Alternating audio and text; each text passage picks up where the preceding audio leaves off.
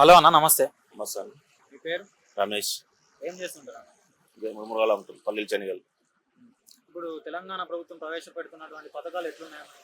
ఏం పథకాలు ఉన్నాయన్న, అన్ని వేస్ట్ ఉన్నాయి.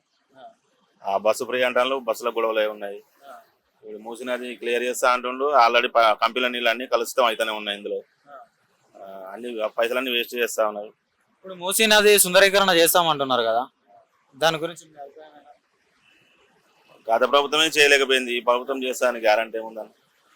తెలంగాణ సీఎం రేవంత్ రెడ్డి గారు 1,50,000 కోట్లతో సుందరీకరణ పనులు చేస్తామంటున్నారు కదా. ఇది చాలా రోజుల నుంచి గత ప్రభుత్వం కూడా అట్లే అనుకున్నది, వాళ్ళే చేయలేకపోయినారు. వీళ్ళు కూడా చేస్తారని గ్యారంటీ కూడా ఏం లేదు.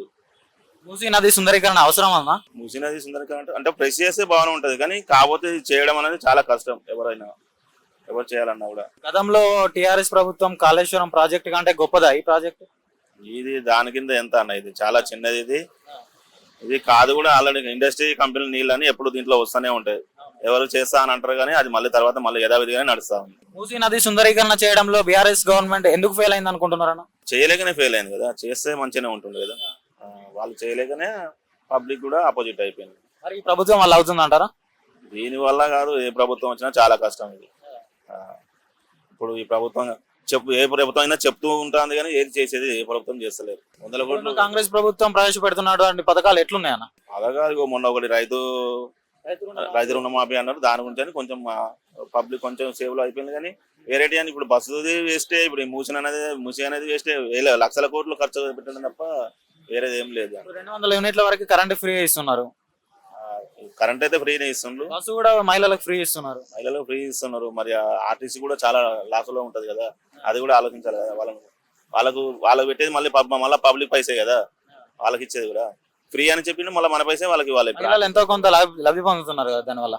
మంచి లబ్ధి పొందుతున్నారు, అది మంచి దానికి యూజ్ చేస్తే లబ్ధి పొందుతున్నారు. ప్రతిదీ చిల్లర లెక్క చేసేస్తున్నారు. ఆ లేడీస్ కూడా షాపింగ్ పోవడం, ఊర్లు తిరగడం, ఖాళీగా పనిపడ లేకుండా పోవడం కూడా జరుగుతుంది. దానివల్ల కూడా వేస్టే కదా. మంచి చేసుకుంటే ఏం కాదు. మంచి అంటే వాళ్ళు పథకం పెట్టిందని అన్నిటికీ అన్ని రకాలు యూజ్ చేసుకుంటున్నారు. సార్ ఏం చేస్తారు సార్, చెప్తారు అట్లా సార్. ఆ 50 లక్షలు కూడా పెట్టారు, లక్ష కోట్లు ఏముంటాయి చూడు, అవి ఓడే పెట్టుకుంటారు సార్. ఆ చెప్పికామ ఒక్కటి చెప్తారు, దాని నుంచి అప్డేట్ ఉంటది లేదని కాదు. ఓళ్ళు చేసేది తక్కువ. ఇప్పుడు 1,50,000 ఏమి చెప్పిండ్రు కదా సార్, ఆ 50 మాత్రం చేస్తారు. ఒకటి ఏం మిగతాయి సార్, అవి కింది ఓళ్ళకే వెళ్ళిపోతాయి, మిగతా ఏమీ లేదు. ఇలాంటివి చెప్తారు, ప్రజలకి అన్ని చెప్తారు. కానీ అక్కడ చేసేది 100 ఉంటే 25 చేస్తారు, 75 అక్కడనే వెళ్ళిపోయి ఉంటాయి. మేము చేసింది మొత్తం చెప్పేది మళ్ళీ 150 చెప్తారు అక్కడ, మేము చేసింది 150 అని. అట్లాంటి ఏం లేదు సార్, అన్ని జూటా మాటలు చేస్తున్నారు. కానీ ముందర ఏం చేస్తారు నాకు తెలియదు, ఇంతవరకు అంతా జూటాని వచ్చింది. గతంలో ఉన్న టిఆర్ఎస్ ప్రభుత్వం కంటే కాంగ్రెస్ ప్రభుత్వం బాగా చేస్తుందని మీరు అనుకుంటున్నారన్న? లేదు సార్, చెయ్యదు సార్, ఒట్టి జూటా మాటలే. అవి ఏం మాటలు సార్. ఒక్క విషయం సార్, ఒక సీఎం రేవంత్ రెడ్డి గురించి చెప్తాను సార్ నేను. కానీ ఆయన అంత లో క్వాలిటీగా మాట్లాడొద్దు సార్.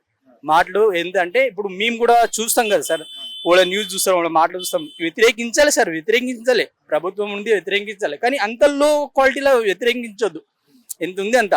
కాకపోతే మాట్లాడాలంటారు, ఆ స్థాయిలో మాట్లాడాలి సార్. మేము కూడా నేర్చుకోవాలి సార్, ఆయన చూసి మేము కూడా నేర్చుకోవాలి. పిల్లలు కూడా నేర్చుకుంటారు సార్, ఎలాంటి ప్రభుత్వం ఎట్లా మాట్లాడుతున్నారు, పెద్దలు చిన్నలు అనేది ఒక రెస్పెక్ట్ ఉంటుంది సార్. ఆయన దగ్గర ఏం లేదు సార్, అర్రి తర్రి అస్సలు ఇట్లా సార్. అది రోడ్ పడితే మనం పోతే ఎట్లా మాట్లాడతాం సార్, ఈజీగా అలాంటి భాషతో మాట్లాడతారు. నాకంత నచ్చదు.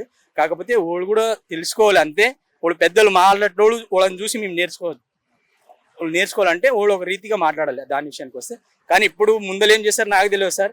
ఇప్పటింతకంతా అన్ని జూటా మాటలే సార్, అన్ని జూటా చేస్తారు, కంపల్సరీ చేస్తురన్న నమ్మకం అయితే ఉన్నది. సో ఇప్పుడున్న అంటే కొత్తగా వచ్చిన గవర్నమెంట్ కాబట్టి ఏదున్నా ఒక మాట అన్నదంటే 70% చేయాలనే ఉంటది.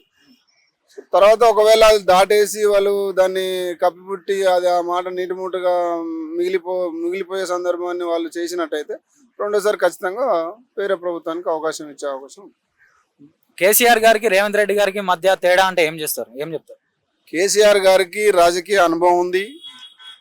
కేంద్రంలో రాష్ట్రంలో అనేక పర్యాయాలు ఆయన ఒక లీడర్ గా అనుభవం ఉంది. రేవంత్ రెడ్డి కూడా ఉన్నది. కాకపోతే కేసీఆర్ అంత రాజకీయ అనుభవం అయితే రేవంత్ రెడ్డి గారికి లేదని నేను అనుకుంటున్నా. వయసు కూడా చిన్నది కాబట్టి. సో ఏది ఏమైనా సరే, ఆయనకు ఒక రాష్ట్ర ప్రజలు అవకాశం ఇచ్చిర్రు, ముఖ్యమంత్రిగా అవకాశం ఇచ్చిర్రు. కాంగ్రెస్ గవర్నమెంట్, కాంగ్రెస్ పెద్దలు అధినాయకత్వం కూడా వారికి అన్ని రకాలుగా సపోర్ట్ ఉన్నది కాబట్టి సో ఆయన కూడా డెవలప్ అవుతాడని నేను అనుకుంటున్నాను. మూసీ సుందరీకరణపై మీ అభిప్రాయం ఏంటి సార్? నాకు వచ్చేసి మూసీ సుందరీకరణ అప్పుడు టిఆర్ఎస్ ప్రభుత్వంలోనే దాన్ని చేస్తామని చెప్పేసి బడ్జెట్ లో అన్నారు. కానీ అది చాలా లక్షల్లో కూడుకున్న పని, లక్షలు కాదు కోట్లతో కూడుకున్న పని. మరి దాని అంత డబ్బుని వీళ్ళు వెచ్చిస్తారా? ఇది కూడా వాళ్ళు చెప్పిన ప్రకారమే, టిఆర్ఎస్ ప్రభుత్వం చెప్పిన లాగానే వీళ్ళు కూడా చెప్పి వదిలేస్తారా అనేది అది వీళ్ళ ప్రభుత్వాన్ని చూస్తే గానీ తెలియదు. సీఎం రేవంత్ రెడ్డి గారు 1,50,000 కోట్లతో సుందరీకరణ పనులు చేస్తామని అంటున్నారు. అది అవుతుందంటారా? ఇప్పుడు మొన్నటి వరకు రుణమాఫీ లేదన్నారు, ఇప్పుడు రుణమాఫీ చేస్తా అంటున్నారు. సో దీని మీద కూడా మనం ఆశ పెట్టుకోవచ్చు. కానీ జరుగుతుందని మాత్రం జనాలకు చాలా మందికి ఒక అనుమానం మాత్రమే.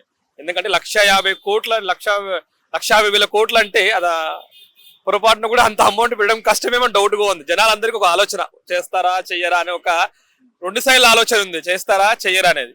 సో మరి వాళ్ళు ఏం చేస్తారనేది ఇంకా గవర్నమెంట్ చూస్తారు. మూసీ నది సుందరీకరణ వల్ల జరిగే లాభాలు ఏంటన్నా? ఒకటి, మూసీ నది సుందరీకరణ చేసిందంటే మనకి ఆల్మోస్ట్ చాలా సార్లు నిండిపోవడం జరగకపోవడం, పక్కనున్న వాళ్ళకి ఎవరికైతే నిండిపోయి చాలా పక్కనున్న చుట్టుపక్కల ఉన్న గల్లో కూడా వెళ్ళిపోవడం కానీ జరిగేది. కానీ దానికి కరెక్ట్ గా ఒక పాయింట్ తీసుకుని ఆ మూసీ నదిని కరెక్ట్ గా వాళ్ళు చేస్తే గనక ఆ ప్రాబ్లము ఉండదు, ఆ వాసన కూడా ఉండదు. నాకు తెలిసి మూసీ నది సుందరీకరణ చేద్దాం అనుకున్న టిఆర్ఎస్ పార్టీ ఫెయిల్ అయింది. అవును. ఇప్పుడున్న కాంగ్రెస్ పార్టీ ఒకవేళ గనక కాంగ్రెస్ పార్టీ గనక ఆ మూసీ నది సుందరీకరణ చేస్తే ఖచ్చితంగా మళ్ళీ వచ్చి 5 సంవత్సరాల తర్వాత కూడా మళ్ళీ రేవంత్ రెడ్డి గారు సీఎం అవుతారు. దానిలో ఎటువంటి డౌట్ లేదు.